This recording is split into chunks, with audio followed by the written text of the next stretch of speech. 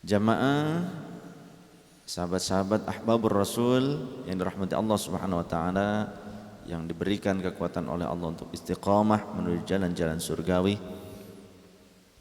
Kali ini kita akan membahas tentang qada saum. Qada saum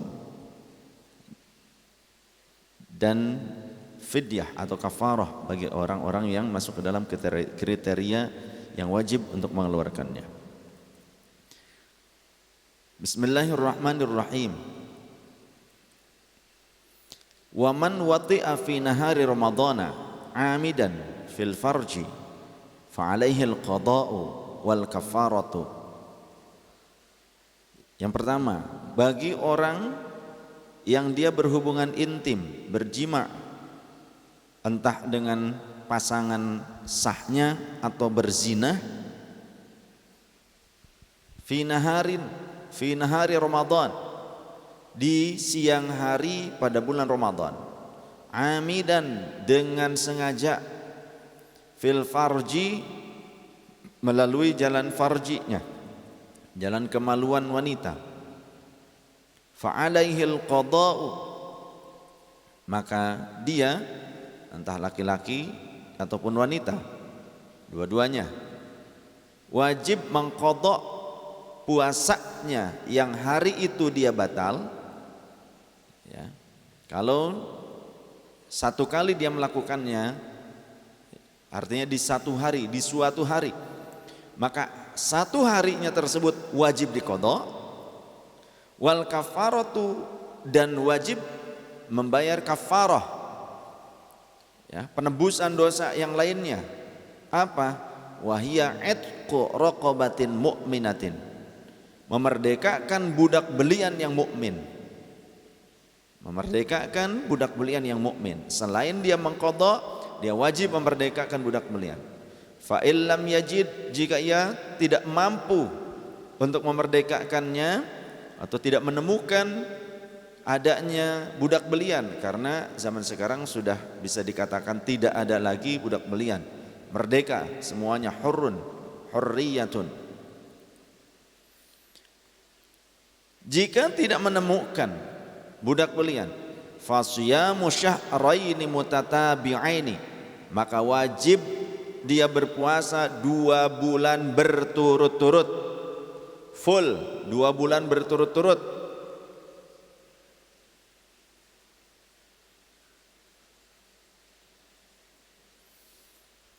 Jika dia bolong, bocor, sudah dapat 1 bulan,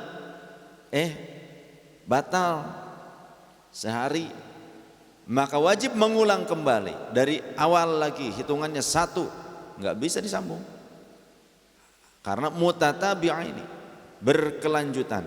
Bagaimana kalau wanitanya yang melakukan kafarah tersebut, sedangkan wanita tersebut masih mengalami haid?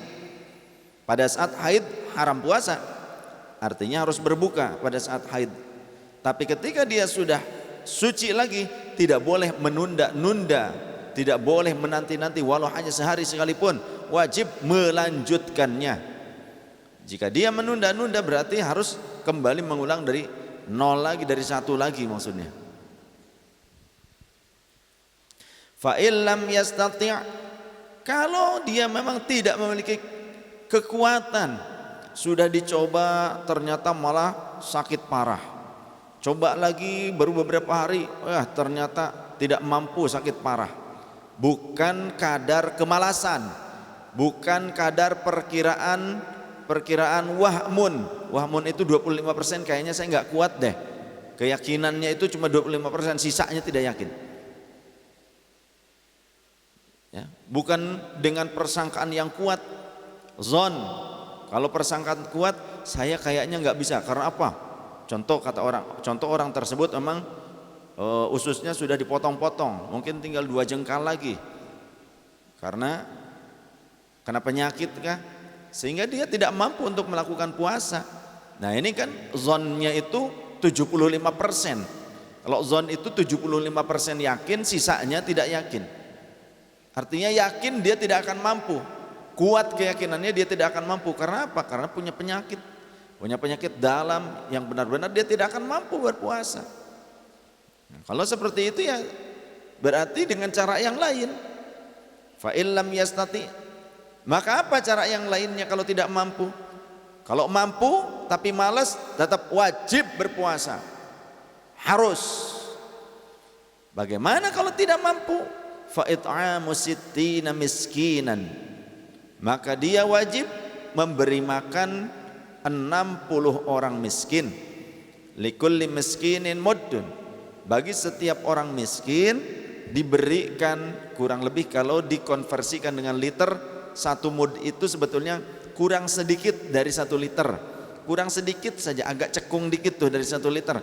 Tapi alangkah lebih baiknya kita paskan saja menjadi 1 liter, lebihnya cuma dikit doang. Berarti harus menyediakan 60 liter makanan pokok. Wa man mata wa alaihi siyamun ut'ima anhu likulli yaumin. Dan siapa yang meninggal, nah ini kategori yang kedua.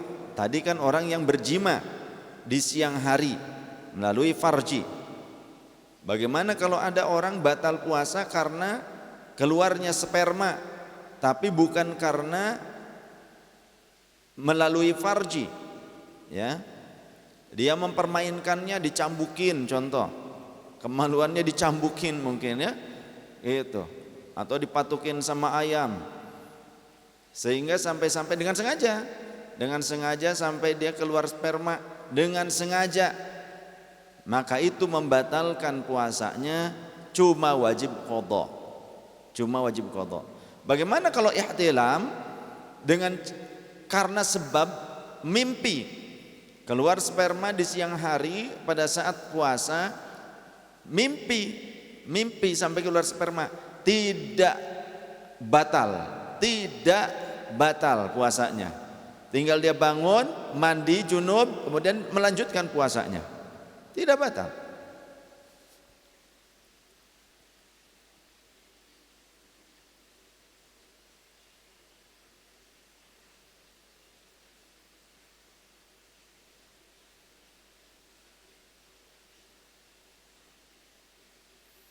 Kemudian juga menurut para ulama yang termasuk membatalkan,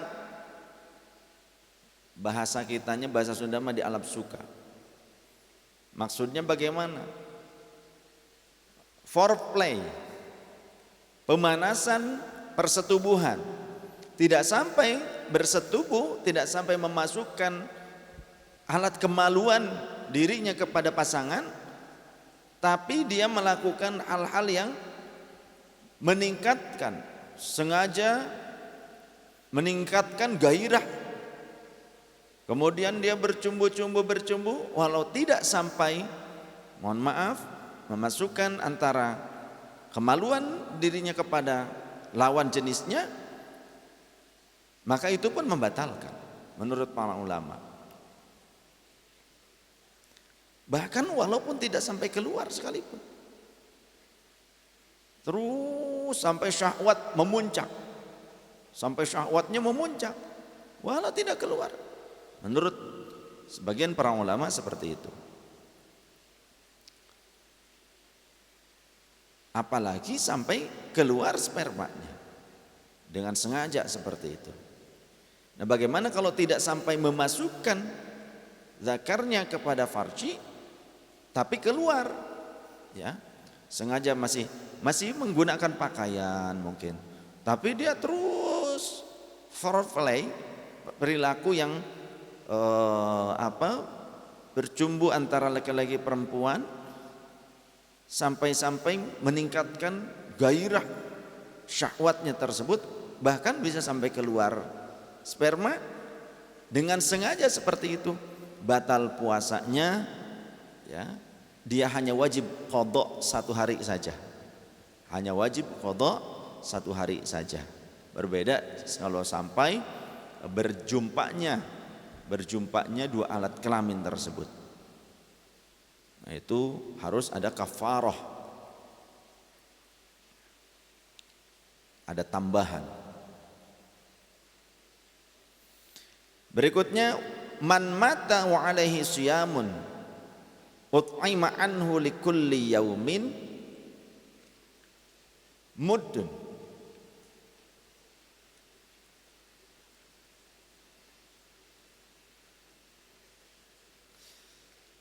Orang yang masih memiliki kewajiban qadha puasa,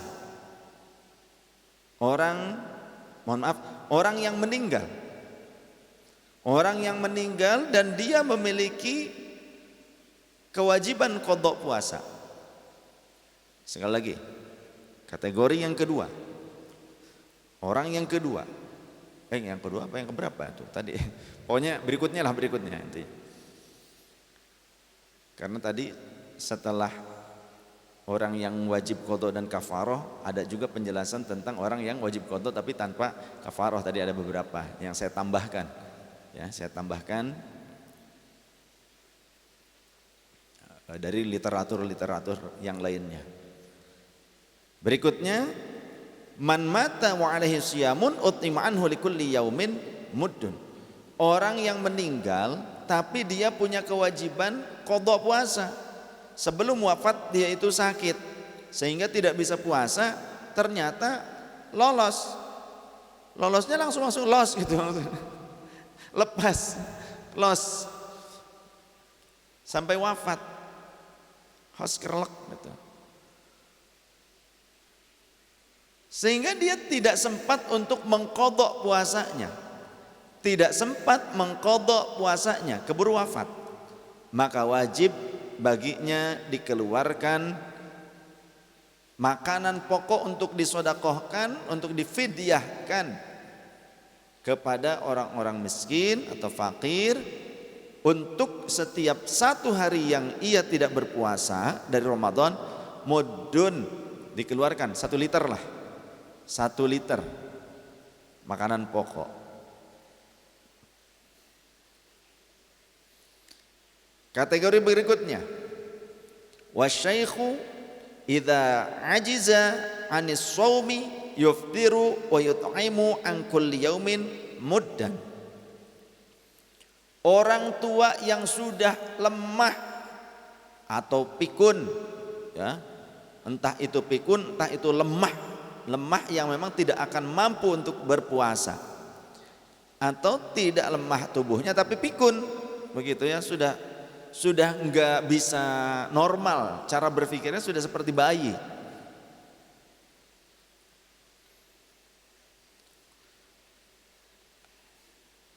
Ia tidak mampu untuk melaksanakan puasa, maka diperbolehkan untuk berbuka, untuk tidak puasa, yuftiru, boleh.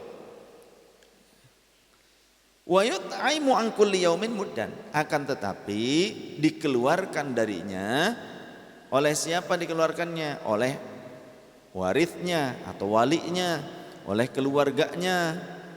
Dikeluarkan setiap hari yang ia tidak berpuasa dari Ramadan tersebut, dikeluarkan sedekahnya makanan pokok 1 mud atau 1 liter setiap harinya.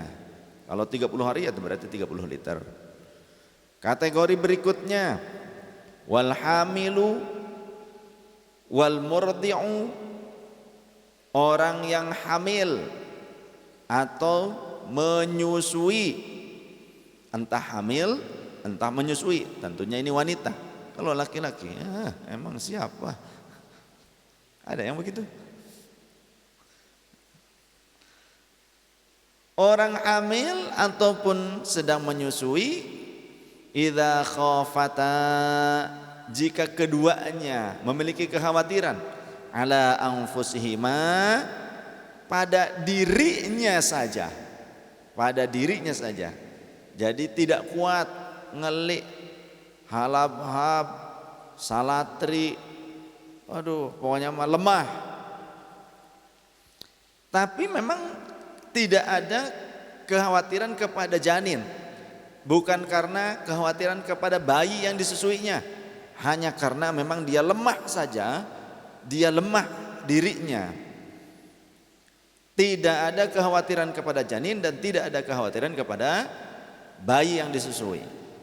maka aftarata, diperbolehkan keduanya berbuka. Wa alaihima al-qada'u, namun mereka wajib mengqadha. Berikutnya, al-hamilu wal murdi'u, entah itu orang yang hamil atau orang yang sedang menyusui. In khafata, kategori berikutnya nih, jika ia khawatir, kedua orang tersebut khawatir, auladahuma, kepada anaknya, khawatir pada janin, khawatir pada anak yang sedang disusui, begitu. Aftarata, boleh mereka berbuka. Wa alaihima al-qada'u wal kaffaratu an kulli yaumin muddun, tapi mereka yang memiliki kekhawatiran pada anaknya, artinya ada amrun kharij, ada perkara yang selain pribadinya yang dikhawatirkan, ada anak, ada janin, maka wajib baginya mengqadha puasa. Wal kafaratu, dan kafarah berupa apa? Fidyah, ya, kafarah atau fidyah. An kulli yaumin, dari setiap hari yang ia berbuka, muddun, dengan menggunakan 1 mud atau 1 liter makanan pokok.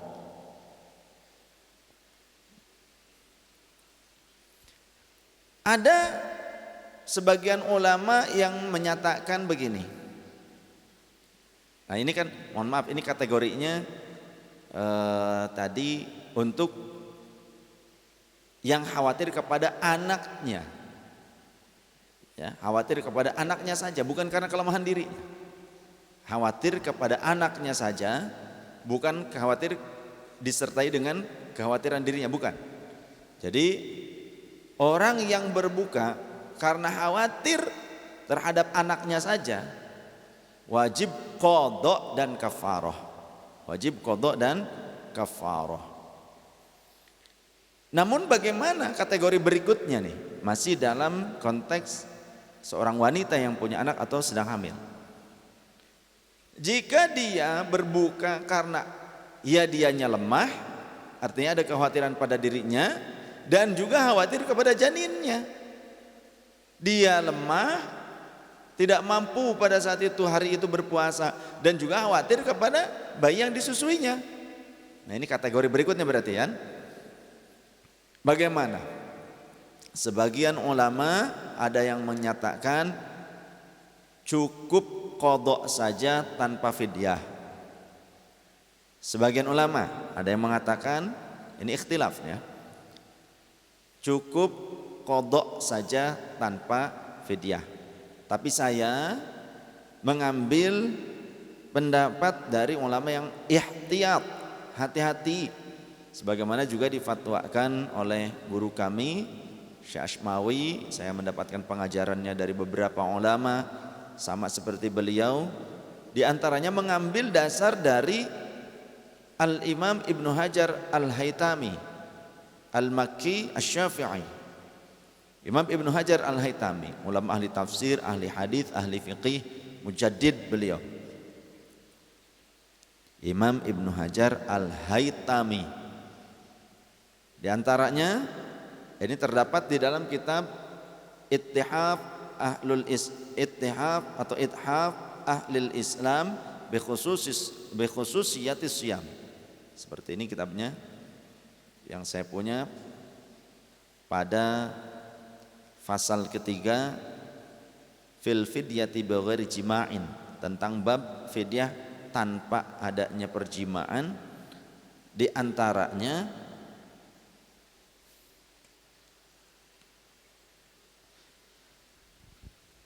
wa anna Abdullah ibn Umar, dan sesungguhnya sahabat Abdullah ibn Umar radhiyallahu anhuma, suila anil mar'atil hamili, ditanya tentang wanita yang hamil, idza khafat an waladiha, jika ia khawatir akan anaknya tersebut, washtadda 'alaiha siyam, dan juga dia merasa beratnya berpuasa. Artinya dia khawatir kepada anak dan beliau juga, wanita tersebut juga merasakan lemah untuk berpuasa.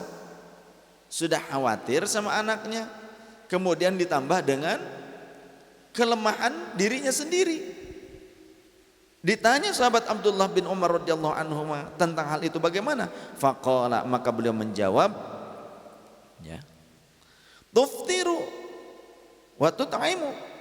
Dia boleh berbuka dan wajib baginya, ya, untuk memberi makan sebagai bentuk fidyah atau kafarah, makana kulli yaumin miskinan muddan min burrin bimuddin Nabi sallallahu alaihi wasallam. Maka wajib baginya selain daripada qada, dia juga wajib untuk mengeluarkan makanan pokok setiap satu harinya untuk kaum miskin 1 mud atau kurang lebih 1 liter.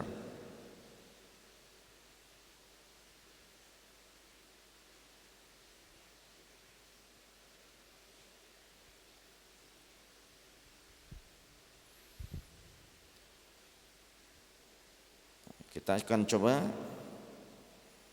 ambil juga dari riwayat-riwayat yang lainnya yang sudah saya kumpulkan.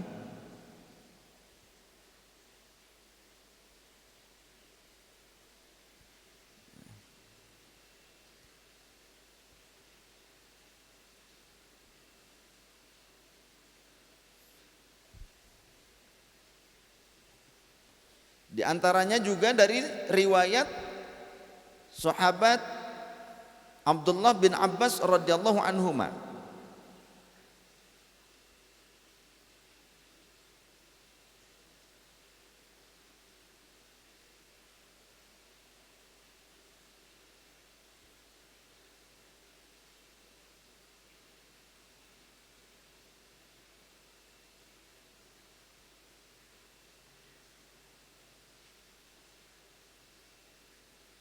Ada yang menyatakan tanpa qada, hanya dengan mengeluarkan fidyah saja.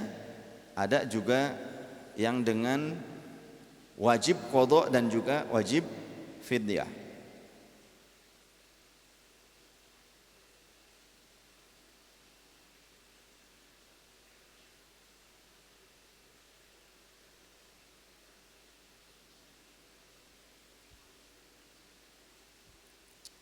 Sebagaimana para ulama yang mentarjih akan hal tersebut dengan dasar bahwasannya wanita yang ia berbuka karena janinnya saja, di antaranya wanita yang berbuka karena janinnya saja itu wajib qada. Ya, khawatir kepada janin atau anaknya saja, itu wajib qada dan memberi fidyah, mengeluarkan fidyah. Bagaimana dengan wanita yang dia khawatir terhadap dirinya,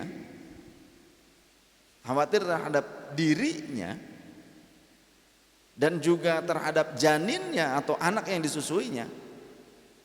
Tentu ini juga lebih utama untuk mengqadha dan mengeluarkan fidyah. Ini menurut para ulama yang mentarjih memilih ihtiyat atau lebih hati-hati supaya wanita tersebut mengqadha puasanya karena dia membatalkan puasa. Dia mengqadha puasa karena dia batal puasanya. Tentu ya, ini menurut pendapat ulama yang ihtiyat, yang hati-hati. Dan dia mengeluarkan fidyahnya karena dia ada kekhawatiran kepada janin ataupun anak yang disusuinya. Ada amrun kharij, ada selain dirinya yang dikhawatirkan. Nah, sedangkan ada keterangan bahwa wanita yang khawatir kepada janinnya saja tanpa ada kekhawatiran terhadap dirinya, ia wajib qada karena berbuka, dan juga wal kafarah, dan juga dia wajib mengeluarkan kafarahnya ya atau fidyahnya, apalagi wanita yang berbuka karena janin atau anaknya plus karena memang dia juga berat atau lemah untuk melaksanakan puasanya ya. Nah, ini menurut pendapat ulama yang ihtiyat yang mewajibkan qada dan fidyah. Namun tadi yang pertama ada ulama yang menyatakan wajib qada saja tanpa fidyah ya, wajib qada saja tanpa fidyah katanya.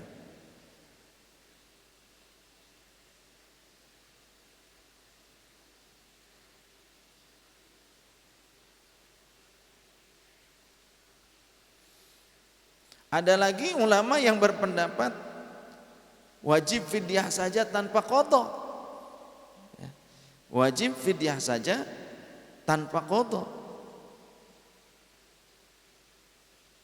Ini diambil dari athar sahabat diantaranya.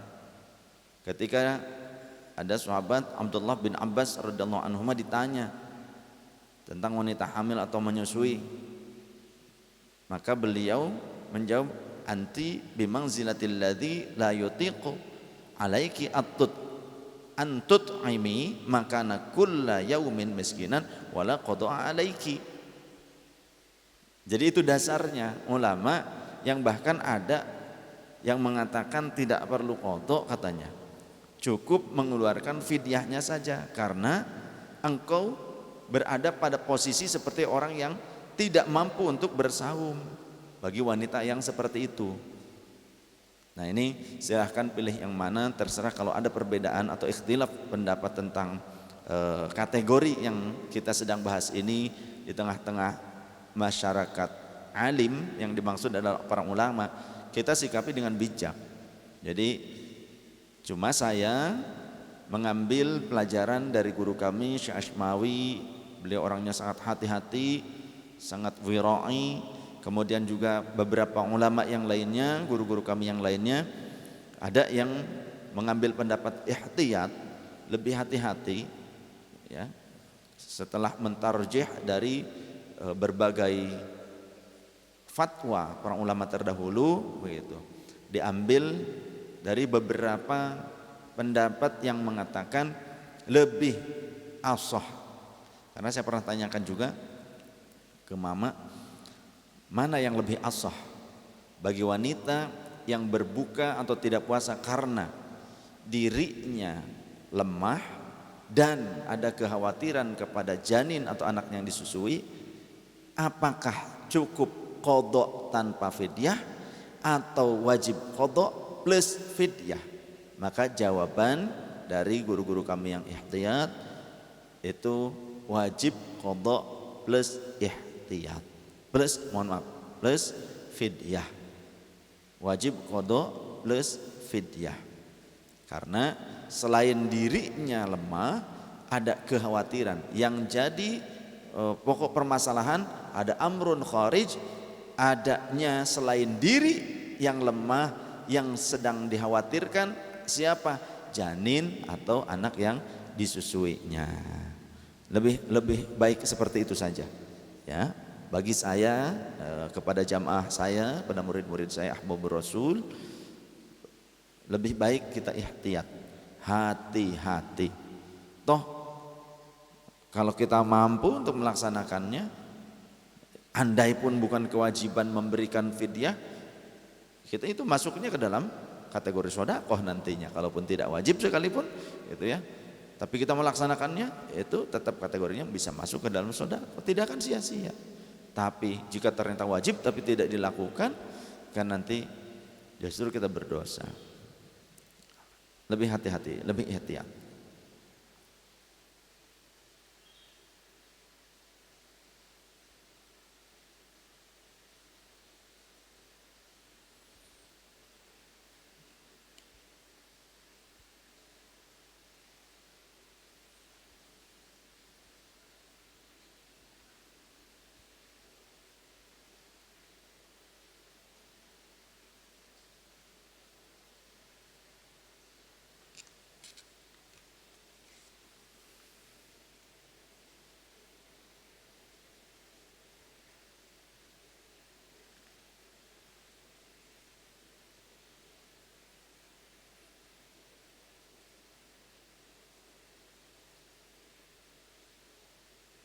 Sebagaimana di sini juga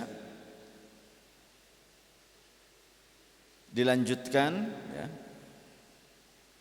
Wal maridu yuftirani wa yaqdiyani. Orang yang sakit yang masih diyakini ya, diprediksi dengan keyakinan bahwa ia akan mampu untuk ada kesempatan mengqadha sakit.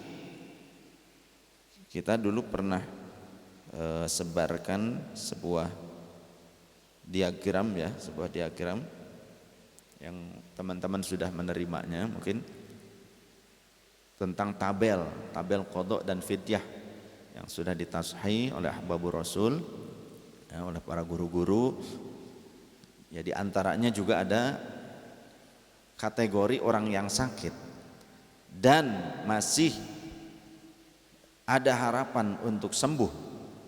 Orang yang sakit yang ada harapan sembuh begitu, maka baginya boleh membatalkan saumnya di saat sakit dan wajib mengqadhanya.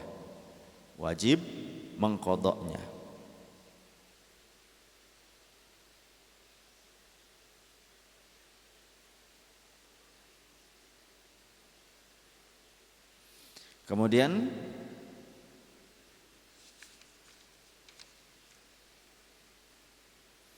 kita langsung ke tabel yang sudah kita sebarkan, yang sudah kita buat. Bagaimana bagi anak kecil yang belum baligh? Anak kecil yang belum baligh ya belum wajib untuk berpuasa. Jadi kalau dia sedang belajar saum kemudian batal, ya nggak wajib mengqadha, nggak wajib fidyah.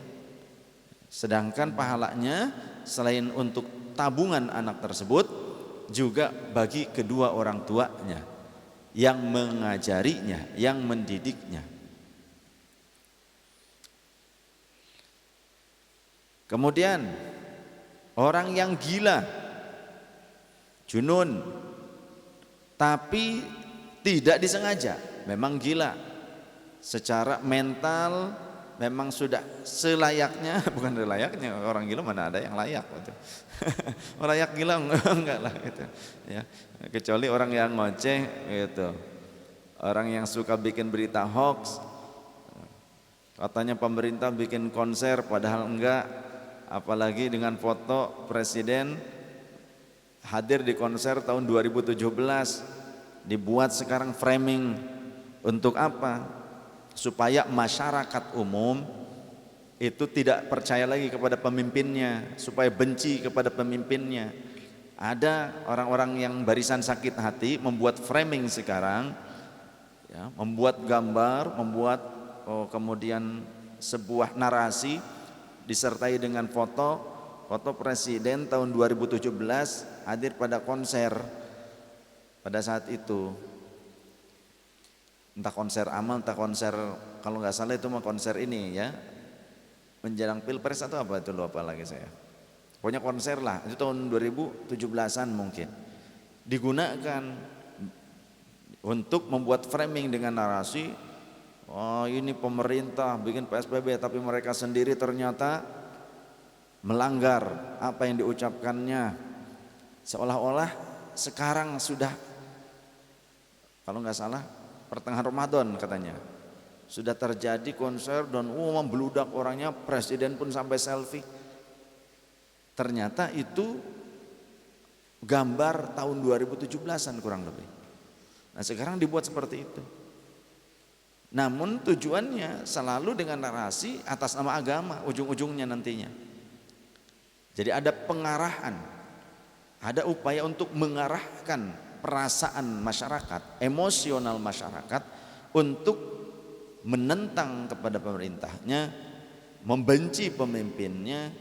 Tujuannya apa? Persiapan Pilpres tahun 2024. Kita harus paham, persiapan Pilpres 2024. Ini ada orang seperti itu sekarang. Dan dibela-bela, dan banyak yang menyebarkannya. Yang saya tahu itu juga dari orang-orang yang sangat mengagumi partai yang wah, mengatasnamakan, bukan berasaskan, mengatasnamakan Islam. Itu banyak yang saya tahu seperti itu. Karena saya ada di beberapa grup yang lain, kemudian campur di situ. Ternyata mereka ini setelah kita kaji siapa orang-orangnya, mereka yang berkumpul dalam kelompok barisan sakit hati ternyata. Seperti itulah. Ramadan saja masih seperti itu. Masya Allah. Itu politik kotor ya. Saya bukan dalam ranah konteks ingin terjun dalam hal politiknya, tapi politisasi agama ini yang saya soroti itu merupakan keburukan. Jualan agama lah, kemudian atas nama agama tapi membuat berita-berita bohong, fitnah yang lain sebagainya. Bukan tentang siapa presiden kita, bukan tentang siapa beliau. Karena urusan masalah kepemimpinan mah beberapa tahun kemudian juga beliau sudah selesai, tidak akan menjabat lagi, paling juga 4 tahun lagi. Tapi tentang akidah dan akhlak umat kepada pemimpin ini harus dibenahi. Kalau terus dijadikan pembenaran dan pembenaran, semakin banyak masyarakat yang dicekoki dengan hal-hal yang busuk tapi bernuansa manis.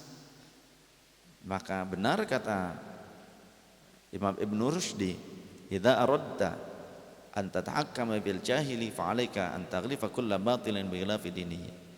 Jika engkau ingin menipu orang awam, menguasai orang awam, maka balutlah perkara yang batil dengan dalil agama. Sekarang banyak orang jualan dalil agama,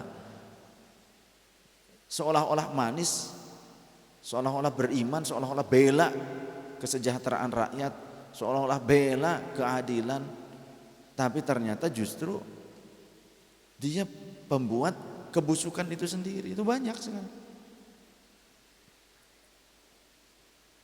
Yang saya kurang setujunya, yang saya sesalkan itu yang selalu membawa-bawa agama tapi ternyata menipu, selalu membawa-bawa agama tapi memfitnah.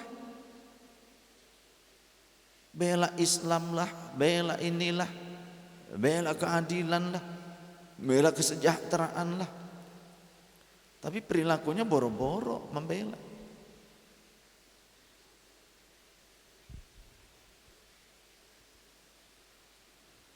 Ada yang bilang itu bela ini, bela rakyat lain sebagainya, tapi mengorbankan rakyat. Banyak yang begitu.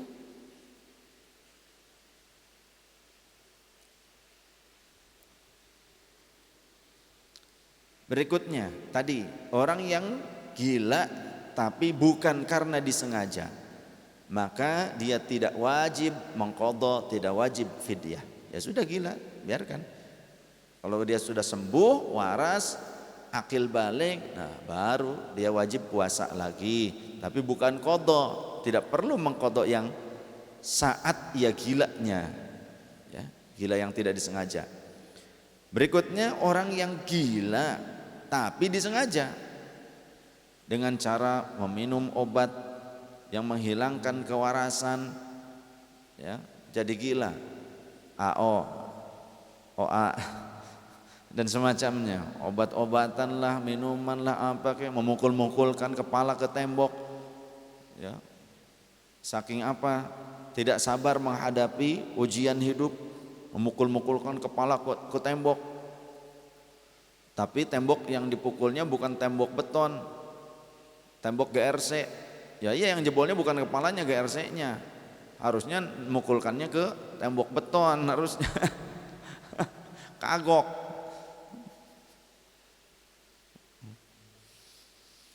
Dengan sengaja seperti itu sehingga hilang akalnya, hilang kewarasannya, hilang kesadarannya, maka dia wajib mengqadha tapi tidak wajib fidyah. Bagi yang sakit tapi tidak ada harapan sembuh, kalau tadi yang sakit tapi ada harapan sembuh wajib qadha, tidak wajib fidyah. Ini mah orang sakit tapi tidak ada harapan sembuh, seperti yang saya analogikan tadi, saya gambarkan orang yang ususnya tinggal sejengkal, dipotong-potong karena kanker usus. Walaupun mungkin masih ada umur yang cukup panjang, tapi dia yakin tidak bisa berpuasa, sampai makan pun harus disaring, dijus. Ada yang seperti itu. Naudzubillah, mudah-mudahan kita sehat semuanya, seanak turunan, sekeluarga, amin. Jamaah Bapak Rasul sehat semuanya, amin. Tapi jika ada manusia yang seperti ini, walaupun umurnya masih beberapa tahun ke depan, ada 10 tahunnya, tapi dia memang punya keluhan, ususnya sudah dipotong sehingga tak mampu untuk melaksanakan puasa, lemah dan tidak bisa mengkodoknya, tidak ada harapan sembuh lah, walaupun umurnya masih panjang, maka tidak wajib qadha tapi wajib fidyah. Tidak wajib qadha tapi wajib fidyah. Kategori berikutnya, tadi kan orang yang sangat tua dan lemah, sudah dibahas tadi. Orang yang sangat tua dan lemah, maka tidak wajib qadha tapi wajib fidyah. Yang sudah pikun, sudah sepuh dan tidak memungkinkan untuk saum, dia tidak wajib berpuasa, tidak wajib qadha, tapi wajib fidyahnya. Setiap hari yang dia tinggalkan dikeluarkan 1 mud. Boleh tiap hari nyicil seperti itu. Hari ini nggak puasa, hari ini bayar nanti sore atau siang. Tapi boleh juga nanti di akhir, sekaligus ajalah kagok supaya 30 liter langsung brek dibagiin begitu. Kalau dicicil-cicil kagok gitu, boleh, tidak masalah. Atau nunggu nanti apakah fidyah ini wajib masih kondisinya di bulan Ramadan, tidak wajib juga. Jadi andaikan sudah memasuki waktu Syawal, tidak masalah ya.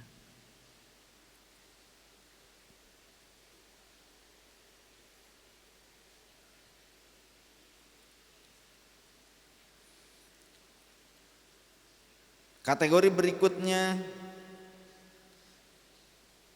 orang yang bepergian, musafir, tapi yang bepergian mencapai masafatul qasri, mencapai jarak yang diperkenankan qasar, kurang lebih 81 atau 86, menurut ulama berbeda-beda, kilometer jarak tempuhnya, jarak yang akan ditempuhnya jelas. Jadi enggak, yuk kita pergi kemana, enggak tahu kemana aja dah, kemanapun kaki melangkah katanya, ke WC ya, malah ke tempat dugem lagi, enggak jelas ya. Kalau seperti itu enggak boleh, itu enggak bisa. Ini jelas safarnya jelas, karena syarat diperbolehkannya qasar juga begitu, harus jelas tujuannya, tidak boleh asal.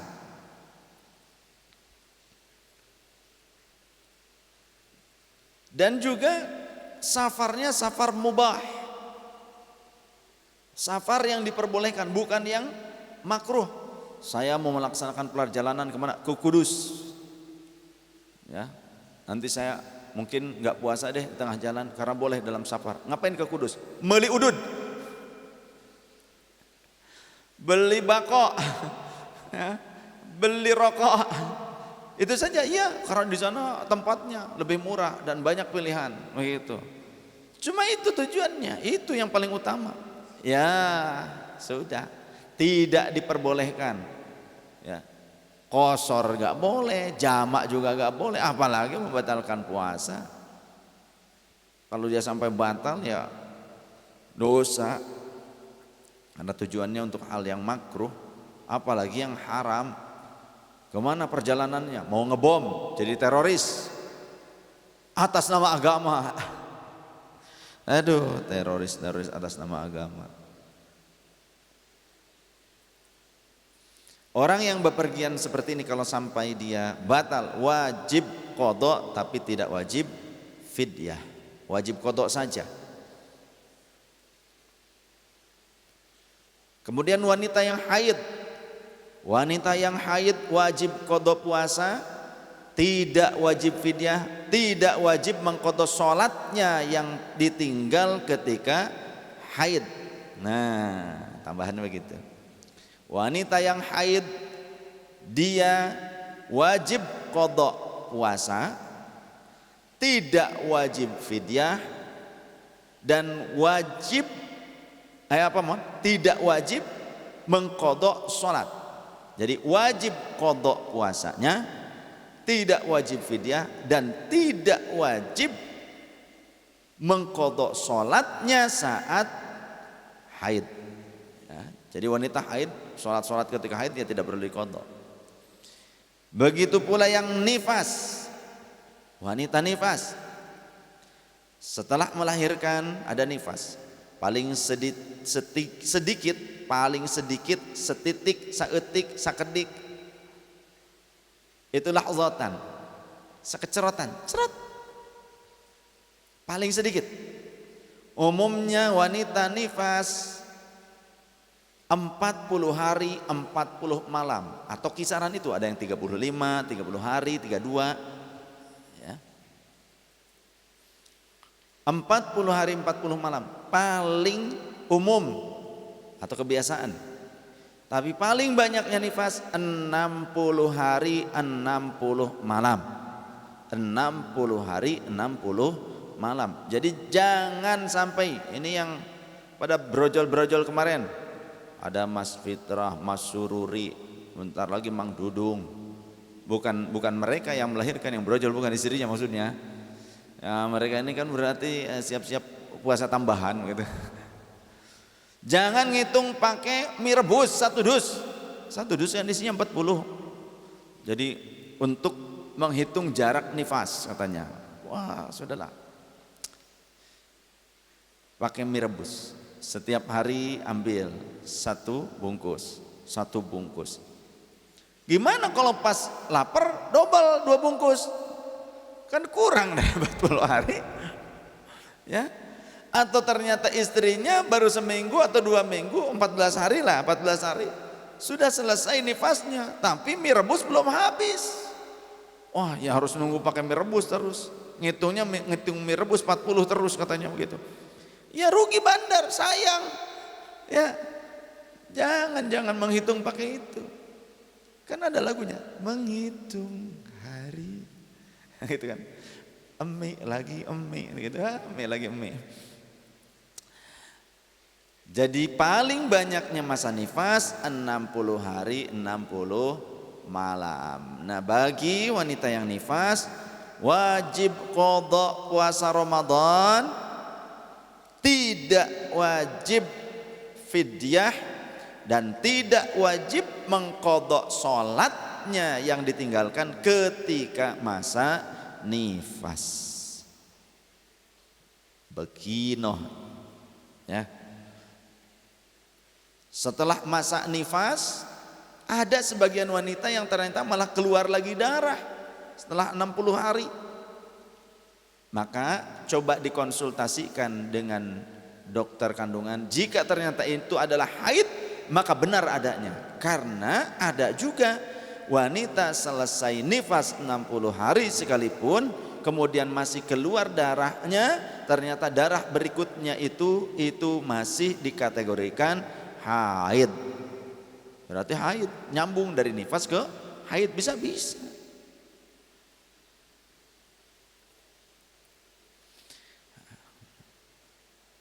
Saya rasa cukup ya, tentang kewajiban qadha dan juga fidyah bagi orang-orang tertentu yang sudah diklasifikasikan seperti apa yang sudah kita bahas. Jika memang